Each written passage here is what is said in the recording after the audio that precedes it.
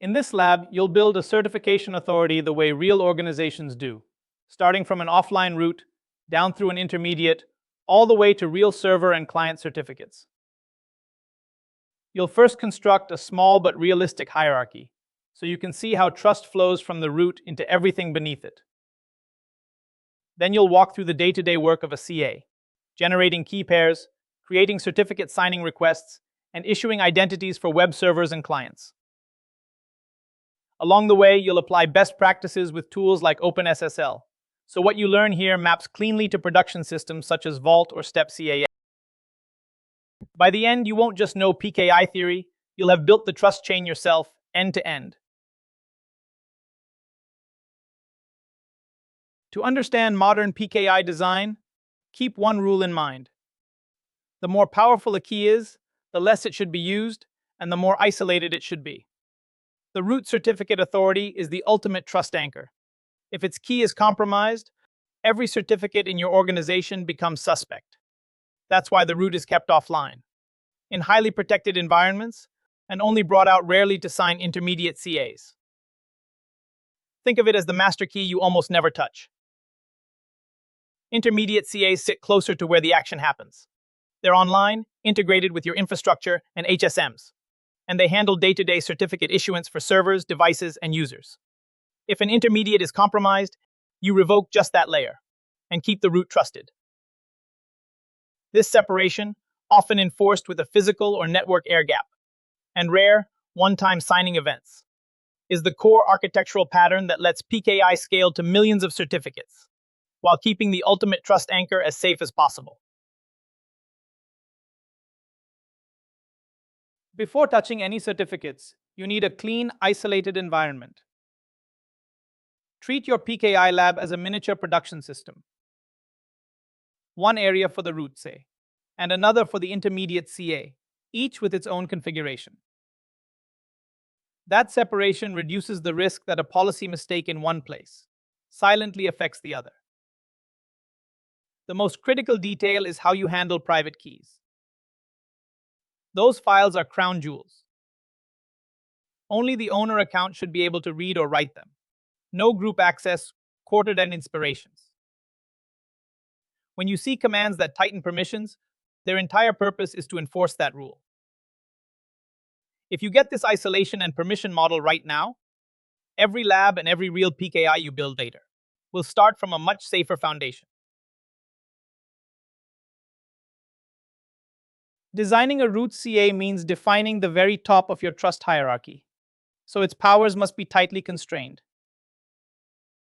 At a minimum, you mark the certificate as a CAD and usually limit the path length, so it can only create a small number of subordinate CA levels. That helps prevent uncontrolled, deep chains of trust. You also restrict what the root's key is allowed to do. Typically, it may sign other CA certificates and revocation lists, and nothing else. It should never issue end entity or server certificates. Validity is another key choice.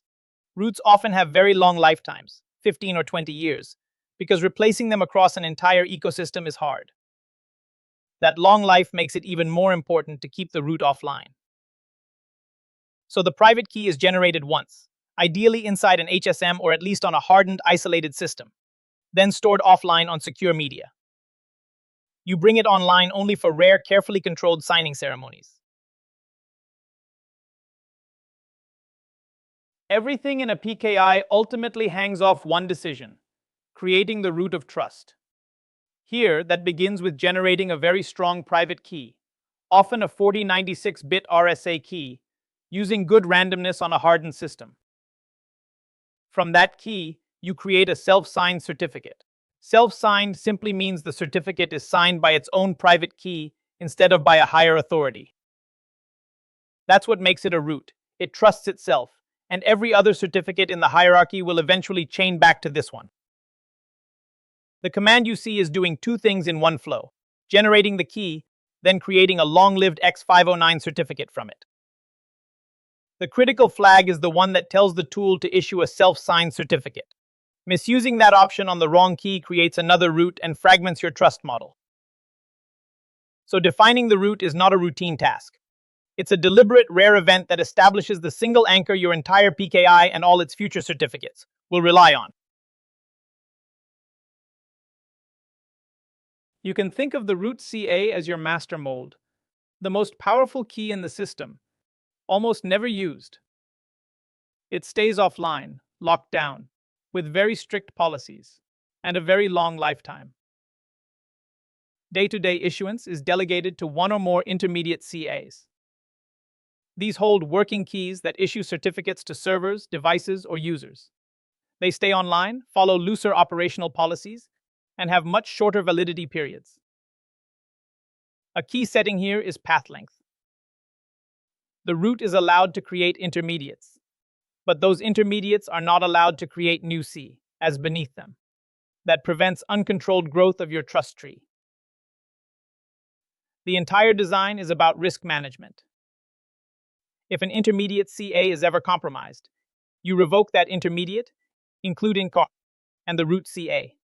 The ultimate trust anchor remains intact. To see how trust actually works in PKI, you need to understand the certificate chain. The root CA is your ultimate source of truth.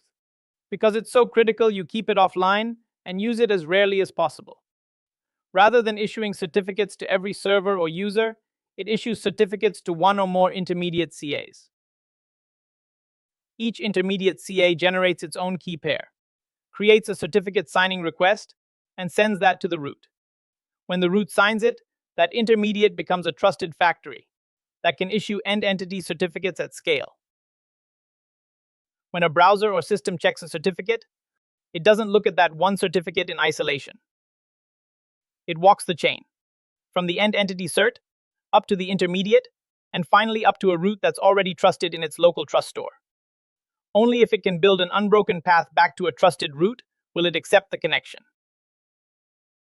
That's why chain construction and distribution matter so much. Servers must present the complete chain, not just their own certificate. Or clients may fail to validate trust, even if the root itself is trusted. When you want a certificate, the first artifact you create is a CSR, a certificate signing request. You can think of a CSR as a structured application. You send to a certificate authority, asking it to vouch for you. Inside the CSR, you include your public key and the identity information you want the certificate to represent, such as host names or service names. Modern practice is to encode those identities primarily in the subject alternative name extension, because that's what browsers and most clients actually validate. Crucially, the CSR is mathematically bound to your private key through a digital signature. That signature lets the CA verify that whoever submitted the request actually controls the corresponding private key. And here is the golden rule. The private key never leaves the system that generated it. Only the CSR is transmitted. If you keep that boundary strict, you drastically reduce the risk of key theft, while still allowing the CA to issue a trusted certificate for your service. When you request a server certificate, the critical step is telling the CA exactly which host names the certificate should be valid for. Modern TLS clients don't rely on the common name. They validate against the Subject Alternative Name Extension, or SAN. So if your service is reachable at web.local and API local, both DNS names must appear in the SAN list. The configuration snippet here defines an extension section and an alt names block that enumerates those DNS entries. In the OpenSSL command, the important part is pointing to this extension section using the regex flag, so the SAN data is actually embedded into the CSR. If you skip this, the certificate may be issued without SANs, and browsers or clients will reject it, even if everything else looks correct. Once you've generated a certificate signing request, the next step is to turn it into a trusted server certificate. Here, the intermediate CA is vouching for the server. It takes the CSR, checks that it matches an approved server profile, and then issues a certificate with very specific constraints. Two extensions matter a lot. First, basic constraints are set, so this certificate cannot act as a CAA. With that flag set to false, the chain must stop here. This certificate can't be used to sign others. Second, the extended key usage is set to server authentication, which tells clients this identity is meant for a TLS web server, not for code signing or some other purpose. The OpenSSL commands simply automate this flow. They read the CSR, apply the correct profile and extensions, sign it with the intermediate CA key, and then let you inspect the final certificate. The result is a server certificate that's cryptographically valid and constrained to exactly the role you intend. So far, you've seen how servers use certificates to prove who they are. Mutual TLS extends that idea, so the client also proves its identity with a certificate. The difference between a server certificate and a client certificate isn't the cryptography. It's the intended usage encoded in the certificate, especially in the extended key usage field. A typical server certificate is marked for server authentication. A client certificate is marked for client authentication and is what browsers, devices, or services present when the server asks, "Who are you?" That's how the same PKI can issue very different identities. Web servers, workloads, even devices. You control the role by choosing the right EKU when issuing the certificate. And tools like OpenSSL simply select the matching extension profile. When a browser or service receives a certificate, it doesn't just accept it at face value. It walks a path of trust from the leaf certificate through any intermediates up to a root that it already trusts. First, it confirms that the leaf was signed by an intermediate and that each intermediate was in turn signed by the certificate above it. That's signature validation and chain building. Next, it asks whether the root at the top of this chain is present in its trust store. If the answer is yes, and none of the certificates are expired or revoked, then the whole chain is considered trusted. Tools like OpenSSL automate these checks.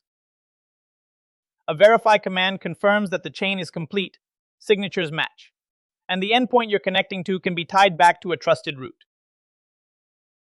This is the core of PKI validation.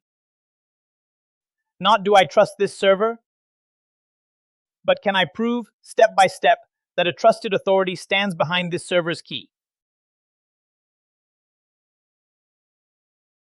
By this point, you've stood up a CA using basic tools like OpenSSL. You wrote config files, generated keys, and issued certificates by hand. That's ideal for learning, but it doesn't scale when you have thousands of services and very short certificate lifetimes. In real environments, the concepts stay the same, but the workflow becomes API-driven. Tools like Vault or Step-CA take the manual steps you've practiced and expose them as automated services. Instead of an operator running commands, applications request certificates programmatically. Secrets are generated on demand, and lifetimes are intentionally short to reduce compromise risk.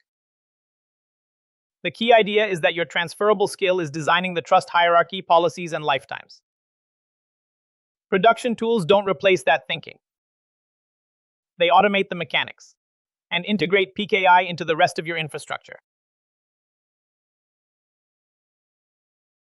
You've now assembled the core of a real enterprise PKI. An offline root for long-term trust, an online intermediate for day-to-day issuance, and properly configured certificates with the right SANs and EKUs. From here, the main question shifts from, can we issue certificates, to can we operate this at scale without breaking things? That's where automation, revocation, and safe rollout come in. Automation through CI/CD turns certificate issuance and renewal into repeatable, scripted tasks, instead of manual tickets. Revocation via CRLs or OCSP lets you quickly distrust a key or certificate when something goes wrong, without tearing down the entire PKI. And by applying all of this first in dev and staging, you can test policies, lifetimes, and integrations before any mistake reaches production. You've built trust correctly. Next, you'll focus on making it reliable, maintainable, and safe to run in the real world.